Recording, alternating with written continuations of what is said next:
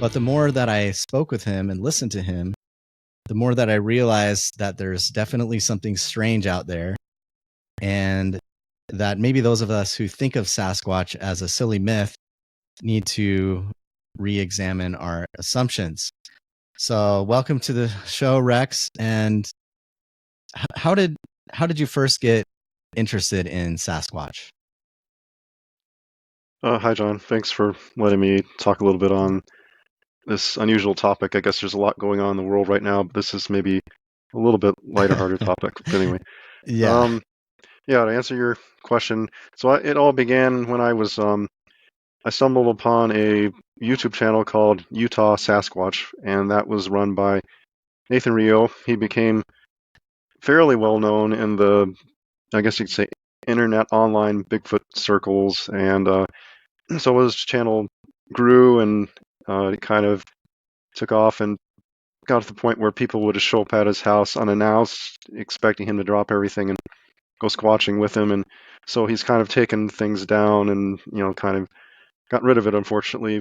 But that's where it Wait. began. Go squatching. What I mean, I What? guess we'll talk about it, Oh, but yeah, even the term go squatching, right. I'd never heard of such a thing before I met you. But tell us, what does that mean? What does it mean to go squatching? Yeah, that sounds kind of weird. Basically, that is going to look for evidence of Bigfoot. People just in shorthand would call it squatching. I've even seen teachers saying, about going squatching, and so that's the terminology there. Yeah, good question. Okay. Yeah, no, I've seen from time to time bumper stickers, like, or funny posters and things with, but it's all, making fun of Sasquatch, and as if it's this, this funny myth. But there's actually your friend Nathan Rio, and there are groups of people who are actually invested in doing this, in squatching, as you say. Right. Yeah. I hadn't really thought of going, out in the woods in Utah until I saw his channel. He had a what do you call Project Go and See, so he would encourage people to Mm-hmm. go out in your area and kind of do what he did. Because how he got started, he had I think it was a nephew that was, all interested in Sasquatch, and he was going to break it to him that, hey, you need to practice some critical thinking. That, there's no way this can exist here. And then he thought, well, I need to really not be a hypocrite. I need to go out in the woods and actually do what I'm preaching. And he did, and Uh-huh. surprised to learn that it looks like he kind of found Sasquatch. So yeah, that's how it began with him. Wow. Most So he people, started as a they yeah. oh good. Yeah, no, sorry. He started as a real skeptic too, and trying to prove his nephew wrong, and actually had some encounters of some kind. Yeah, that's basically what happened in a nutshell. Yeah, that's my understanding. Okay. And so then you found out about this from him. How long ago was this? I would say probably about 7 years ago is when he began, something like that. Yeah. Okay. And then you started going on some expeditions with him, or Yeah, he had a few where he would invite people to come along, and then I kind of started doing some my own and inviting people on that. And now we kind of just do maybe one a year where we kind of get together, everybody, and you know, usually in the fall or summer, and go squatching, go looking for hunting for okay. Sasquatch. Okay. So what exactly, I mean, we've all seen pictures of, these big furry animals of some kind, but what exactly is Sasquatch? Or who is Sasquatch? What is it? Well, that's a really good question. I don't know if anybody has a definitive answer for it, but uh, to some people, it's a relic hominid, they call it, that we may be related to, that still exists in the forest, and it's quite elusive, and it's a flesh and blood creature. In fact, there's kind of two camps, you could say, in the Bigfooting world. There's the aper camp, they call it, people who think that are a flesh and blood creature that science can discover and explain. And then there's the other camp, which kind of goes along somewhat with some Native American lore. They call it, I guess, woo is the term, a Native American term for kind of supernatural. So a creature that maybe is interdimensional or can, go through portals and maybe has some relation to UFOs. And so that's, very problematic. I mean, science can't, it's outside the realm of what science could prove, basically. And so you kind of have those two camps are warring against one another. I think it's kind of by design, like, Democrats and Republicans, where they're kind of trying to divide everybody. But yeah, that's a kind of a little bit of, to answer your question, what is Sasquatch? Nobody really knows, but there's a lot of speculation out there, and it seems like they exist, but who knows what they are. Is there a history of Sasquatch? Sure. Let me see what I can do, if I can do that justice. But, again, Native American tribes have stories going back thousands of years. I got a book from, I think it was a tribe in the Northwest, where they talk about kind of giant white men, I think almost pre-Ice Age, and then I can't remember their term for it, but then the Sasquatch. They were distinct from one another, and they've been around even longer than the tribe, according to them. And then apparently the Native Americans, traded with Sasquatch, and the white men have been more scared, more likely to see them as a monster and shoot at them, so they've kind of retreated further into the wilderness. In modern times, I would say, you have some, we'll discuss probably in a moment, the Patterson-Gimlin footage from 1967. That's, I guess, in a sense, historic as far as more recent, documentation, you could say. But as you talked about, society's kind of turned it into a joke, and that's kind of where it stands today. That's something about that. Okay. Yeah, we can get into some footage. We're going to try to share some footage and talk about that. But so the Native Americans, besides the Native Americans and that footage that you mentioned, what are some of the main evidences for Sasquatch? Yeah, well, the first thing people think about are the casts of footprints in the mud, that type of thing. There's also hair that's been collected. Some of that's been sequenced for DNA. There's scat. There's potentially some structures that are attributed to Sasquatch. There's always the noises in the woods, vocalizations, wood knocks, rock clacks, whistles, animal impersonations. That's a big thing that people sometimes miss. They're often impersonating other animals, but you can tell it's off. Like, it sounds like a 600-pound owl or something, in the woods or whatever. And sightings, obviously that's not physical, but there are plenty of sightings as well. Okay. Maybe, let's try to get some of this footage here. I have a video that you shared with me. Well, I mean, a lot of those videos, they just seem like someone out in the woods, or just, what is that thing, and the way that it walks or runs, like the one with all those animals that were around it, and it was just running at an inhuman speed. Like, what was that thing? Yeah, they're really quick. A really quick story. I'll not take too long, but I was working with a guy, and he's like something like 20 years old, and he mentioned to me that we brought up the subject of, he wanted to know, like, hey, what do you do for fun? And I said, well, I do landscape photography and a hike, and I look for Sasquatch. And he said that in Payson Canyon, he's riding a bike about 20 miles an hour, or maybe it's 15 miles an hour. He said, yeah. And all of a sudden he saw a Sasquatch, and he said it was outpacing him, so it must have been going 20 miles an hour. It went behind this huge tree, and it didn't come out the other side of the tree. And you could tell it wasn't a ghost or anything, because it left this branch kind of, was swinging in the wind, and so it really freaked him out. And anyway, so that's, can't remember, why was I telling you that story? I can't remember. Oh yeah, well, but, just because they can run fast. Oh yes, the speed. And they have, yeah. What percentage of these people do you think are telling the truth?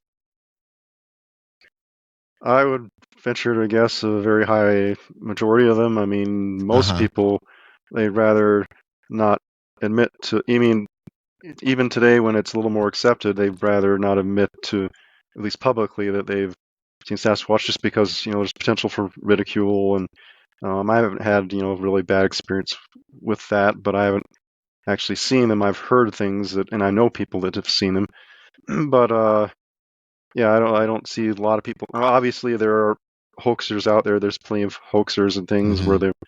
But as far as just reporting something, I think the majority of people are normal enough that they wouldn't be their top way of trying to get attention. So, Yeah. So even if they do see something strange, they're maybe unlikely to talk about it just right. because they think they'll get ridiculed. But I was reading one of the websites you sent me where that mentioned there's more than 10,000 Bigfoot sightings officially reported since 1967 in the United States. And Right. that's to say nothing of the sightings that haven't been reported. Yep. So, but why, if there are these videos and if people are seeing these things, if hearing these noises, having these experiences, and there's so many of them, then why is it why do a lot of people think of the Sasquatch phenomena as a kind of silly myth? Yeah, that's a good question. My take on it would be that society or the powers that be seem to have some, I don't know what it is, vested interest in trying to keep it that way. Uh, I guess they would like to keep it hidden. Maybe I've had it described to me. Maybe the part of the implications of that would be, you can imagine a large primitive, man-like creature in the woods in our national Mm-hmm. state parks. Both of those fear Mm-hmm. would, I guess, put into families, and I guess they could potentially lose billions of dollars. People who make reservations for parks and things, and Mm-hmm. on holidays and vacation. Um, so maybe in a sense, the national parks are a covert way of making like an Indian reservation for Sasquatch. I've heard people say that, and if they Okay. didn't, if it were outright known that, hey, you have these beings in the forest, they can maybe take your children or whatever, or, Yeah. then that would be it's kind of some hysteria, and they don't want that, and they might even have to create an official, Sasquatch reservation system, and just be a whole, rabbit hole that I don't know, maybe they don't want to go down. But again, that's speculation. I mean, who knows? Maybe Yeah. there's other more nefarious things people talk about. It would help us know more about, I don't know, UFOs and our creator, and they want government to be our god and whatever. I don't know. Who knows?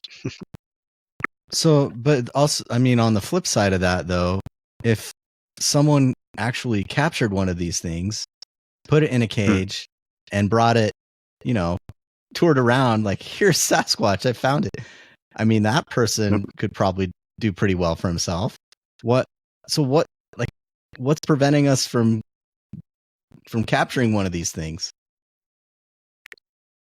Well, I think I don't know if you ever heard of the Minnesota Iceman. There was a guy who kind of did that, where he went around and charged a fee to see his frozen, basically Bigfoot, but I think it was a hoax. But anyway, yeah. So, well, let me see. I had a note I made on this. One second here. Let Yeah, me yeah, see if I can pull that up. It'll make it easier. that's fine.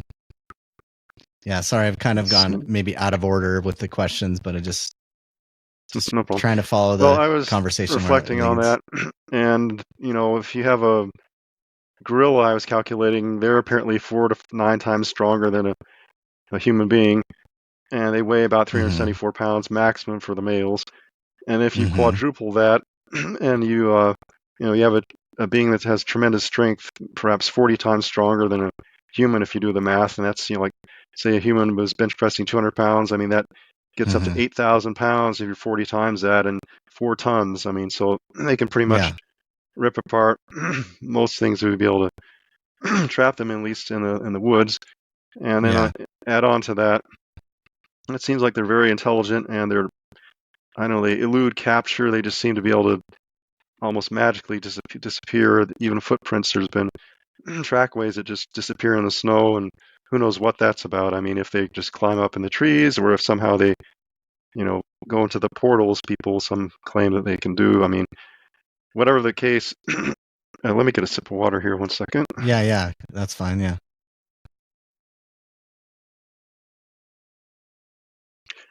And there's something that's a little more, I don't know, maybe I say far-fetched.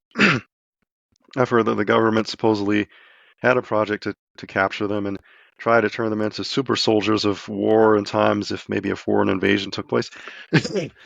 But supposedly that project failed, and Uh-huh. they would often, commit suicide or not take orders. They, I guess, would have some type of implant where they would shock them, to train them to do things, and they wouldn't comply, and so they just quit doing that type of mind, whatever they were doing.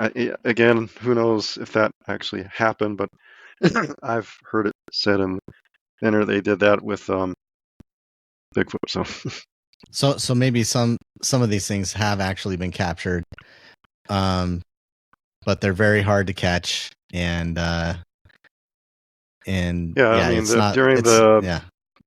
Mount St. Helens explosion, if true, the government came in and grabbed a few injured Sasquatch and was able to, get them that way, and they, never know where they go, and you never hear anything more. So, They just kind of disappeared. So when's the best time of year to, if you're going squatching and you want to see one of these things or hear one of these things, what's the best time of year to do it? let me see here. I've had some thoughts on that. Let me pull it up here. Let's see. Yeah. Or is there a best time of year? Maybe it's an all season kind of thing. Let's see. I mean, I could tell you off the top of my head, but it's easier when I wrote it out. Yeah, so the way I was stating it here, it seems early fall and early summer are as good as any. It seems like it's not too hot. I think in the hottest months, they kind of retreat further up into the high country. But in the winter, people will sometimes see them come down from the mountains, and I guess they're chasing deer. And there's, a fairly well-known sighting in Provo where they just, were in the neighborhood filming one that looked like it was up on the mountain there. So, it kind of depends. For our kind of expeditions, we tend to do it whenever we can get up into the mountains. But in autumn, I get the impression that they're kind of pushed out of some areas due to the deer hunting season. So it seems like I hear them frequent trails where there aren't, hiking trails where they wouldn't normally be because of all the hikers, especially in summer.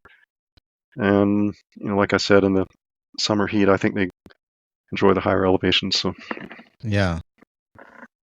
some people speculate that yeah. the big ones hold up in the mountains in winter, and some of the younger ones retreat down into the valleys in winter, and just kind of in the deserts even. So who knows?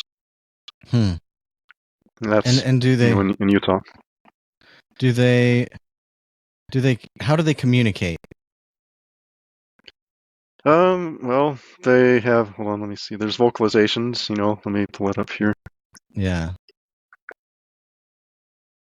Oops.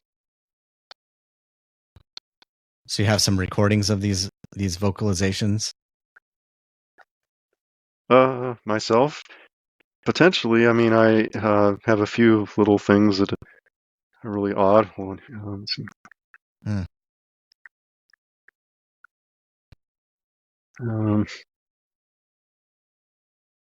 Oh, I keep pulling up. Well, I'll just go off the top of my head. Sorry. Yeah, there's vocalizations. They also have the. It seems like when humans are around, they will kind of in space communicate with each other through not wood knocks, rock clacks. I think they're just trying to let people know where they are in space and say that, hey, there's a, human over there. He's in a camp, or so some people say they're even telepathic, and they receive sometimes some of the more, you know, telepathically, I guess, inclined humans can receive some information from them, like even through dreams, and so it's who knows. But yeah, they talk just like you and me. It sounds kind of like people describe it as sometimes. There's some recordings out there if you look up. What's his name? I'll think of it in a minute. But it sounds like samurai chatter. They call it. Like it's kind of this. It sounds like almost Chinese. So. Okay. So, but Ron and Moorhead. Look up Ron Moorhead and his recordings. That's what you'll hear. Is yeah, we can kind of like it's share sped up, almost super fast talking. Okay, we can share a link to that.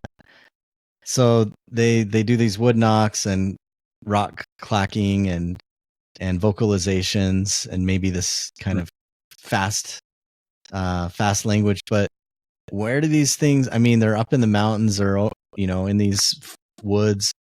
What do they? Do they just live on the ground? Do they have houses? Like do they live in families and communities? I mean, yeah. All good questions. Yeah. So, yeah, they definitely have small families, circles. People, I think, and this is again kind of speculation. I mean, nobody's an expert on this, but it seems like they're in maybe 3 to 4. They have some just families, kind of like we have, and then they might have some extended people, and then when they get older, they kind of move out on their own, and then they find a new, family circle and kind of start a new family.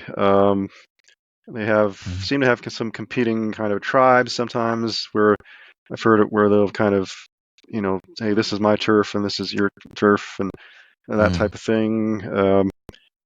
And I can't remember what else I was going to say. You said, like, what was your other part of the question? Like, what do they do, or what? Yeah, or what do they live in? Yeah, what do they live in? Do they have houses?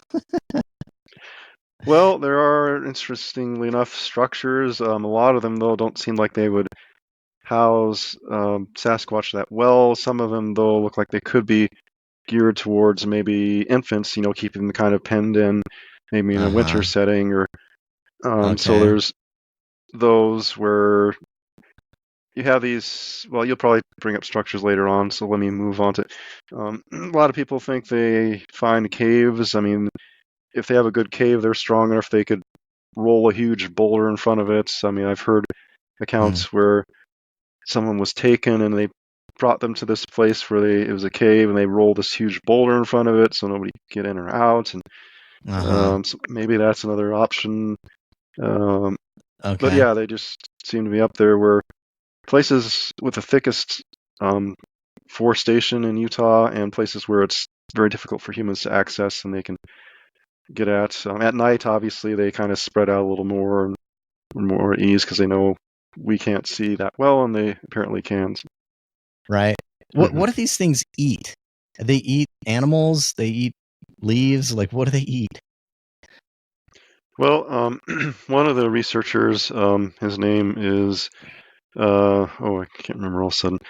I'll come up with it eventually. But anyway, apparently they eat all sorts of things, from grubs to fungus, like mushrooms, berries, lots of deer, I think, elk. I think in Utah, there's some area where they have, a lot of the West, they have what they call free-range cattle. If you can go to Payson Canyon, you'll see a sign say, $10,000 fine for killing or poaching a cow, and so many cows wandering around up there, and I think occasionally they probably grab one of those, and so yeah, I think anything they can eat, they do. Some other things, more less not flesh and blood.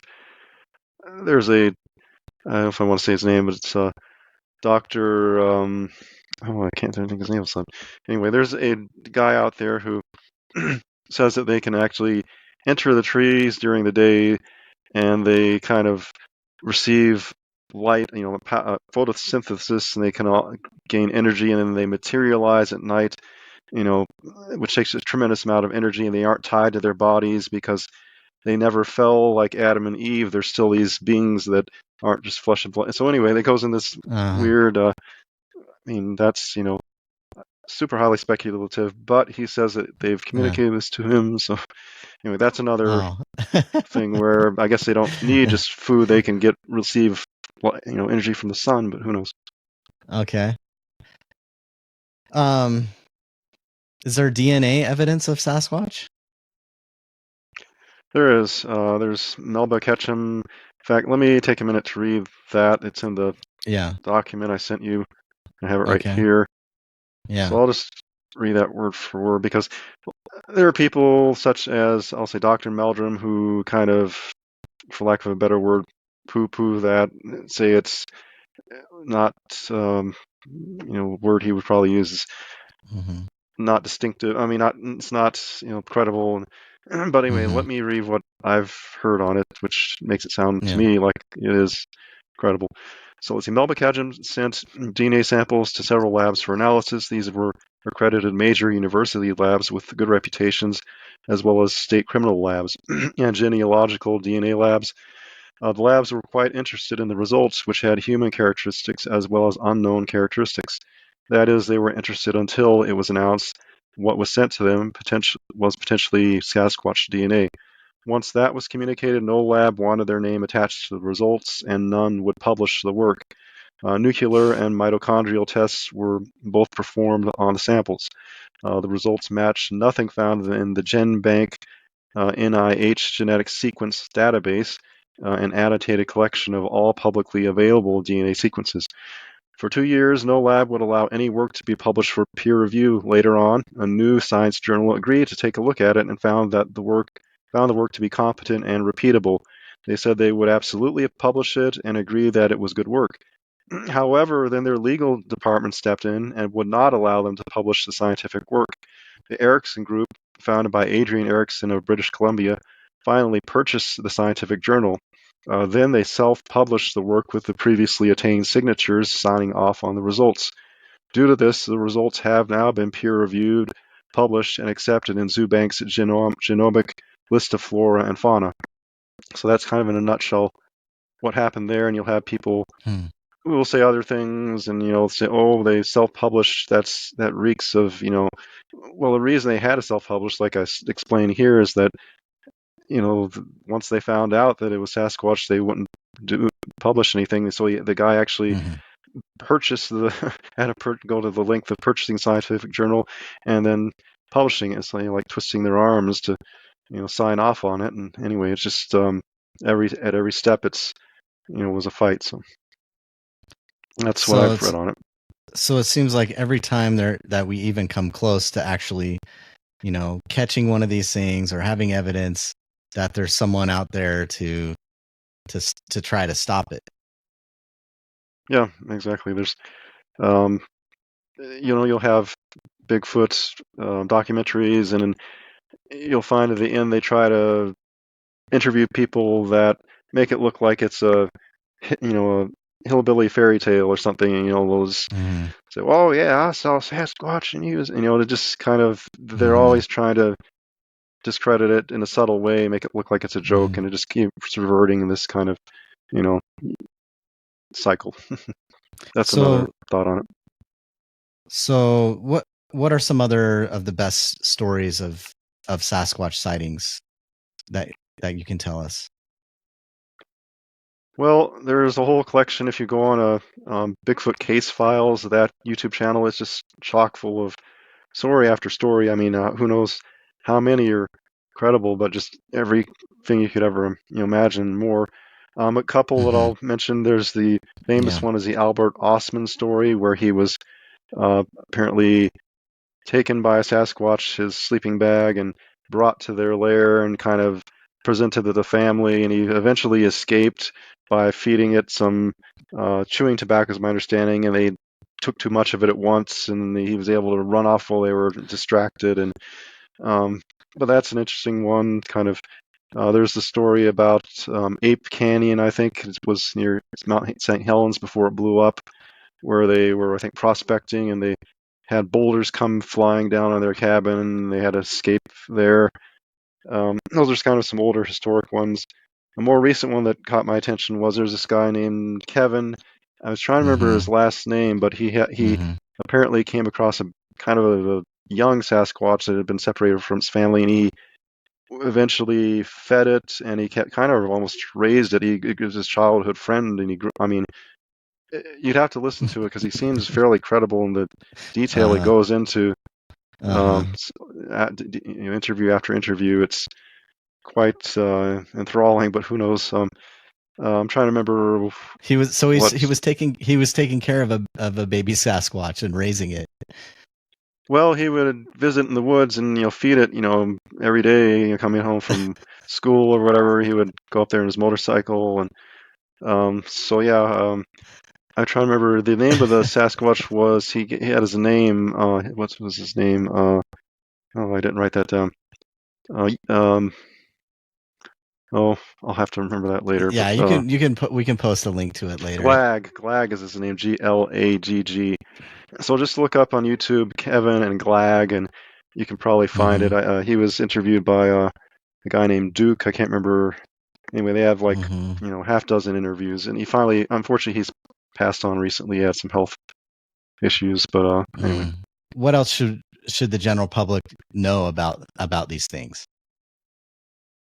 Well, I'll just mention part of what I do on my channel is a lot Yeah. of what I'm doing. I'm not necessarily out there trying to interact with them. I Yeah. have had some interactions, but mainly I'm usually during the day, and I'm looking for what we call Sasquatch structures.